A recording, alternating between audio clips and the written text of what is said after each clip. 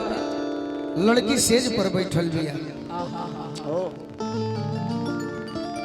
नए नए बिया भइल बा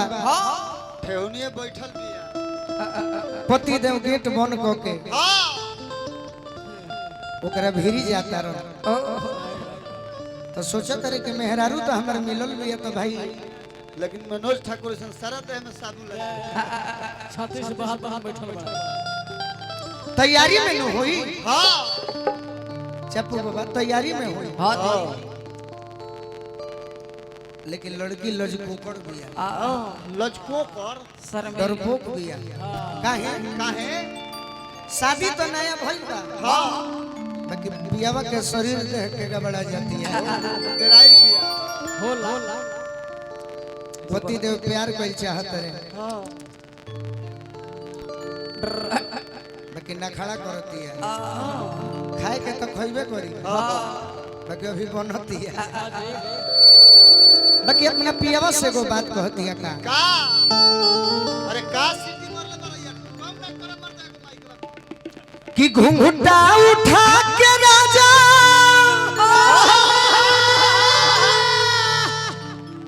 अरे देख ले निचान हो अरे नकिया से नथिया ना उतार श्रीमान हो कि अपन भाव दी एकदम हीरोइन जस लंबू भैया पूजा करता लंबू भैया के ओर से बोलला पर देता नहीं रात में बोलले जाई का बोलला पर 20 टकिया के लाइन लग हां जी कि अपन अरे गोड़ ना फसाई हमरा गोड़ा में ऐसा भाव दे कि लोग खुश हो जाए लड़की को हतिया कि अपन गोड़ जन फसाई हमारा गोड़ा में पति देव रुस गइलन बाकी कहतिया कि हमारा लज लागे आई कैसे कोरावा में हमारा लज लागे आई कैसे कोरावा हमारा लज लागे आई कैसे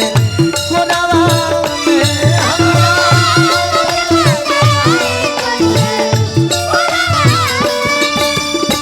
अरे घुंघटा उठा के राजा देख ले निचान हो घुंघटा उठा के राजा देख ले निचान हो नकिया से नथिया ना उतार श्रीमान हो नकिया से नथिया ना उतार श्रीमान हो कि अपन गोड़ जन फसाई हमरा गोड़ जन फसाई हमरा गोड़ावा में कि हमरा लज लागे आई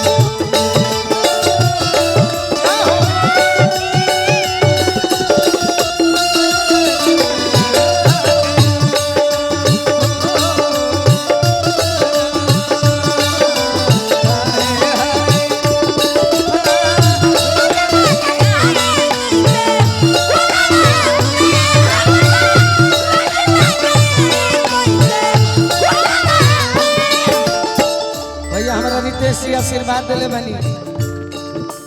जितना तोर उम्र बा इतना सुंदर डांस बा ये गीत हमार सेट क गए लड़की कहतिया कोमल शरीर बाटे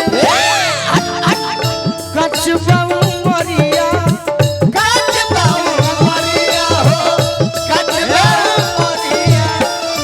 मनोज ठाकुर जी तनी हेनियो देखी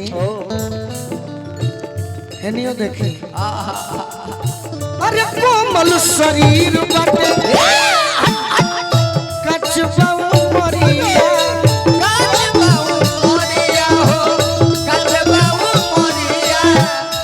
ऐसे जनी देखी लहर उठे ये सावरिया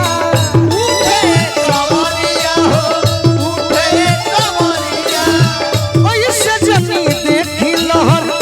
उठे ये सावरिया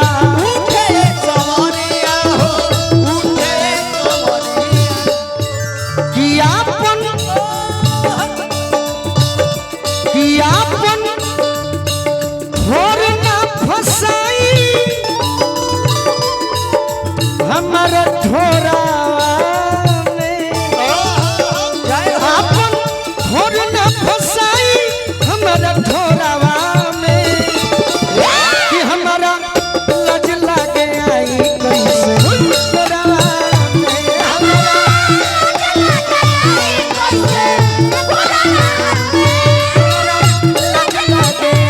कैसे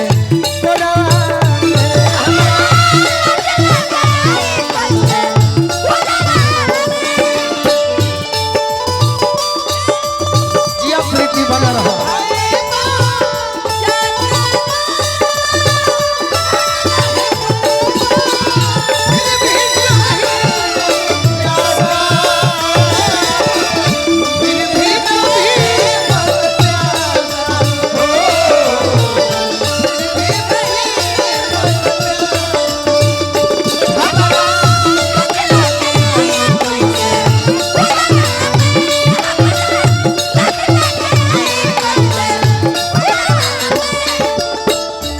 और अमित यादव जी का हमारा का आशीर्वाद ने अनन्या हमका बड़ा गई अच्छा अगला बार सुधर वाली हो पैसा देके लड़की कहते हैं प्रीति का ले लो ले ला सोरहे में शादी भई बुझी तनी भावना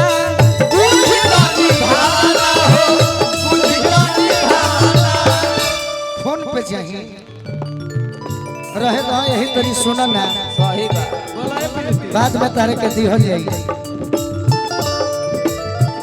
सोरहे में शादी भई बुझी तनी भावना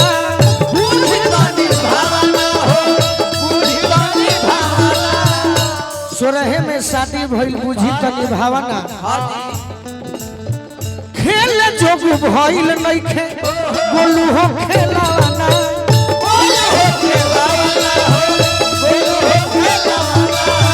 खेल जोग भइल नइखे बोलू हो खेलाना